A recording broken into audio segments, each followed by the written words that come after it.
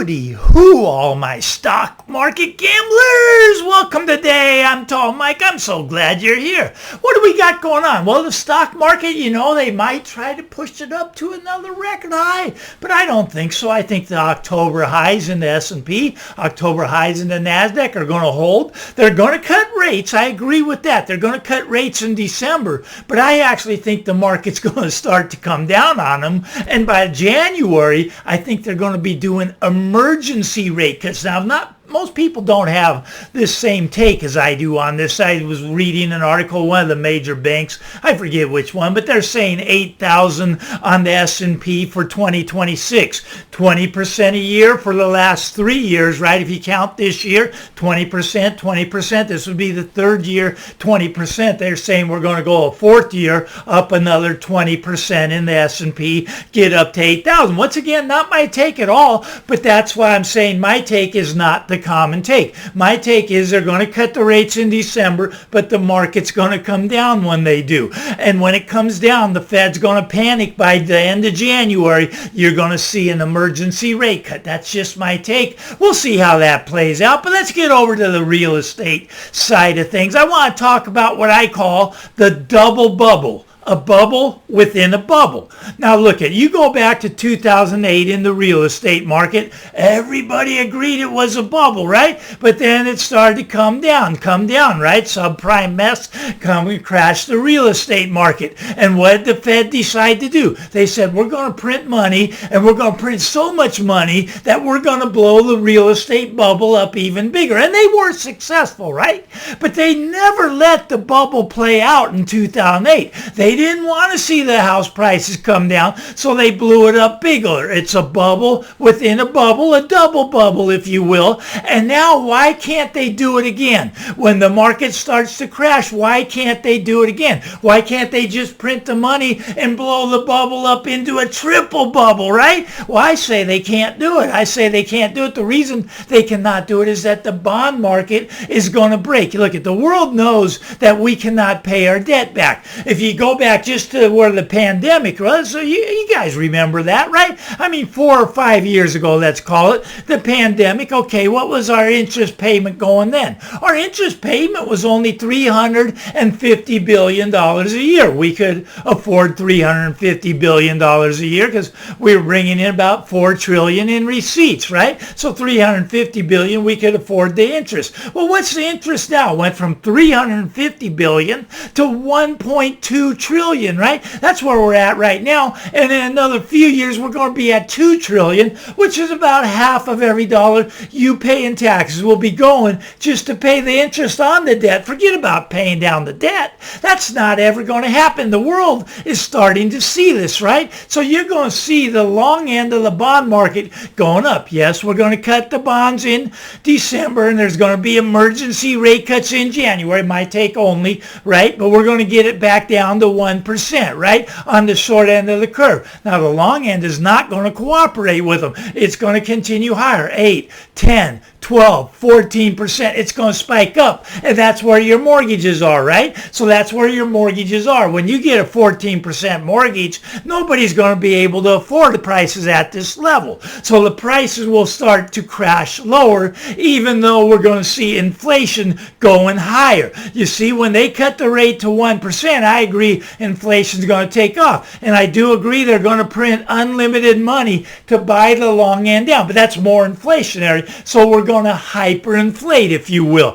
And this is not going to make your house go up because your mortgage rates are going to be 10, 12, 14%, maybe as high as 20%. And 80% of people that buy a home buy it with a mortgage, right? They are not cash buyers. If you eliminate all the people buying with mortgage and just have cash buyers, you're going to get about a 60 to 70% drop down in the house of prices of houses, right? Now, foreclosures are starting to take off, right? They're up 28% year over year, but they're just getting started. Don't even think about it yet. We're at the very beginning of it. We could only start doing it back at the end of September. Really, October 1st was the first time we could foreclose on the FHAs, right? So the mortgage foreclosure is just getting started. Yes, it's up 20% month over month, 28% year over year, but it's just getting started, taking time to play out. This is going to be the inventory that's coming onto the marketplace, and this is going to be fascinating to me. Now, what really shocks me and is really fascinating to me is the arrogance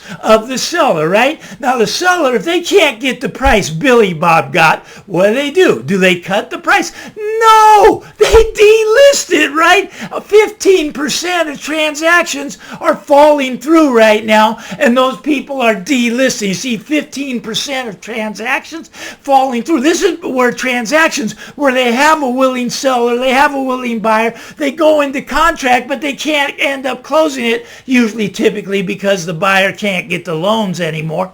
But the loans are not easy to come by these days. So 15% are falling out of escrow. Now, do they go and lower the price? Not yet, but they will, right? What's happening? They're pulling off houses at a record number. I mean, this is just crazy to me, right? I mean, what are they thinking? Really, what are they thinking? What are they thinking? Maybe they're thinking that, hey, if I can't get what Billy Bob got, I'm not selling, right? Well, you just watch it keep falling like Billy Bob. He's sitting on the beach in Mexico. He's watching the prices come down. And if you don't sell at this level, you're going to be selling down at a lower level 6 months from now, a year from now. Prices are circling the drain. They're going to start to flush it out. And when it gets flushed out, you're going to be selling at a much lower price. Now, granted, maybe you're not a motivated seller yet. Maybe you were just testing the waters. But pretty soon, you're going to become a motivated seller when all of your equity gets wiped out. Let's say you have 50% equity in your house, and we come down 50%. Your equity's gone. You might as well just hand the keys back. Hand the keys back to the bank. You're not going to see anything. You're going to have to bring money to the closing table just to unload your property when you could have got out up here,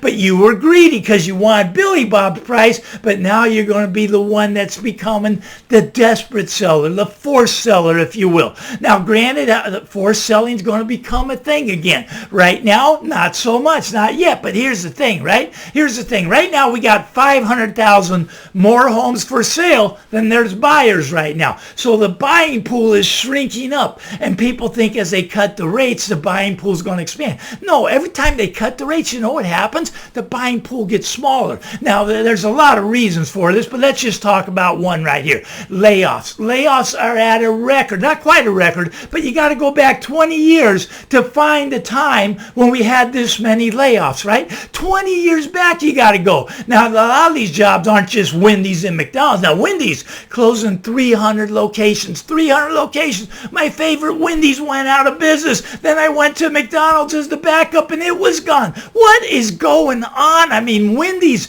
and McDonald's, they never shut down locations. These were franchise locations that are solid as a rock, right? McDonald's franchise no longer solid as a rock. Wendy's are closing 300 locations, but these aren't the jobs that are being lost, right? Jobs are being lost at a record number, the most in the last 20 years. But here's the shocking part.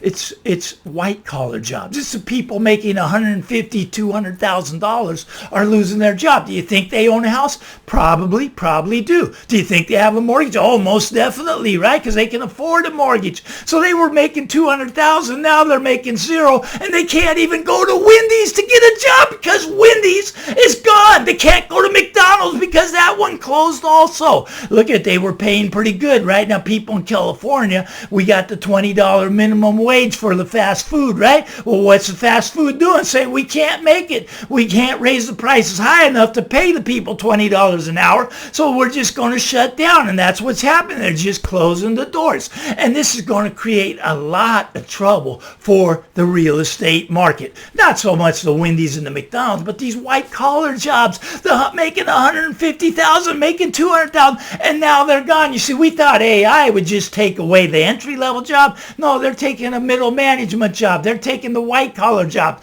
and they're flushing them out, right, at a record pace. Not quite record, just 20 years back. You got to go look at just this year, we already lost over 1 million jobs. I mean, that's crazy, right? 1 million layoffs. They're gone. They're done. They can't pay their mortgage. So these people that are sitting here, the arrogant seller, I like to call them, say, no, I want full price. I want what Billy Bob got, and I'm not selling until I get what Billy Bob got. Well, I think they're making a huge mistake. Look, if they could get out close to Billy Bob price, maybe 10% less, but they could get out close to this top number, right? But they can't do it. They can't do it because their mind frame thinks that Billy Bob did better than them. And Billy Bob did do better than them. He's vacationing, waiting for the price to come down. Put his money into gold, put his money into silver. You know what those have done?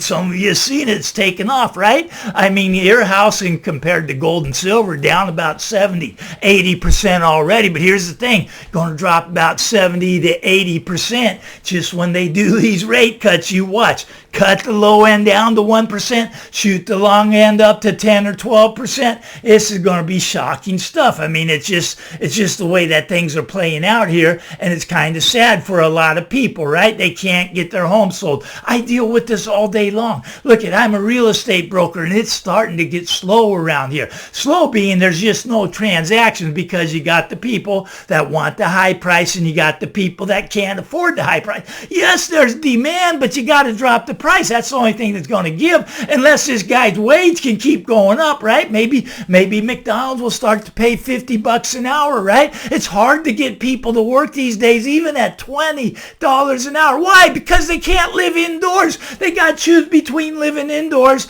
and eating. Now, a lot of people choose to eat. I have friends. They live in their cars, their little minivans, right? And they go out to campsites and they live there. It's very sad. These are some of my closest friends. They're on my speed dial. I talk to them every week. I play volleyball with them. Volleyball's a cheap sport. We have multi-millionaires, people worth 30, 40, 50 million dollars playing in the same game where the guy just woke up in his car in the parking lot and comes out to play with us. And that's a great thing where you get the rich and the poor together, right? But we become very divided in this country. The divide has never been this great between the wealthy and the poor. You see the middle class, that middle gap in there, that's pretty much gone. It just went away. It went away because we wiped it out, right? We can't do it. Well, the reason we can't do it is because we're not on a gold standard. You got to get back to a gold standard. You got to start working for real money. You got to start working for, right now you're working for debt, right? That's what the dollar is. The dollar is just a debt instrument. When you get paid in dollars. I get that, but you guys got to start converting it over to gold and silver. Gold and silver are screaming at the top of their lungs. There's a problem out here. There's a problem out here. And that double bubble in real estate, it's soon going to pop. You can hear it. I can hear the pin popping it, right? I mean, it's a bubble in a bubble. It was a bubble in 2008. They didn't let the bubble deflate. Now the bubble's bigger. Well, this time it's going to deflate because there's not a thing they can do. Now look, they're going to try 50-year mortgages. They're going to try portable mortgages. They're going to try having the Federal Reserve stepping in and buying houses. They're going to try anything they can. They want to make Fannie and Freddie private. Of course, they want to take them private, but of course they want to stick us with the bill guaranteed by the government, which is you and me, because the government doesn't have any money, right? So when they guarantee these mortgages, who is that? Well, it's taxpayers. It's you. It's me. That's who's guaranteeing the mortgage. And we, as taxpayers, we can only pay so much in there. So what are they going to do? They're going to print the money, right? What happens to the value of our money? The purchasing power goes away. Where does the purchasing power go? It doesn't really go away. It funnels into gold. It funnels into silver. It funnels into real money, God's money, gold, silver. That's what you want to get. Now, you guys, I know all you guys like that Fugazi, all that crypto stuff, and maybe it'll work for you, but it's not working right now. You're seeing gold going up and you're seeing the Fugazi coming down because people are starting to realize the fake stuff, we don't want that. We want the real stuff, and that's gold and silver. You know what else it is? It's real estate. But right now is a bad time to buy a house. It's a terrible time to buy the house. I'm a real estate broker. I'm supposed to be saying it's a great time to buy a house. So you want to hear that crap? Just listen to Dave Ramsey, listen to Barbara Cochran. Why? Because they got all their money in the game. They need it to go up. They need it to go up. Grant Cardone, he's going to raise the rent. You see, here's the thing. A lot of people that are pulling their property off the market, they think they're going to rent it out. Look, the rental market is not good right now. It is a bad rental market. The vacancies in the rental market market are sky high. And you know what that's doing? It's actually making the rents start to drop because the vacancies, they're tired of the vacancies, so they're cutting the rents on. So if you're thinking pull your house off the market, put it into the rental market, you're going to have a big problem. It's a big problem. The rental market's not good. Grant Cardone thinks he's going to raise the rents on his apartment so he can buy more Bitcoin because Bitcoin plummeted on him. He lost $40 million just in one project. Look, you don't want to be doing that. You want to stay out of the Fugazi, stay out of the crypto, get the real money, get the gold and silver. Yes, real estate's great. You got paid off real estate. That's the best thing you can have. But right now, getting into the real estate market's just not the right time. Look, it's going to come tumbling down. It's going to be crashing and burning. Now, Grant, he bought an apartment complex out of bankruptcy, right? Maybe it's okay. Maybe he caught a falling knife. We don't know yet, but time will tell. We'll see how that all plays out. Anyways, if you like this stuff, give me the thumbs up, punch the subscribe button. Get out to everybody. Enjoy the day. Bye-bye now.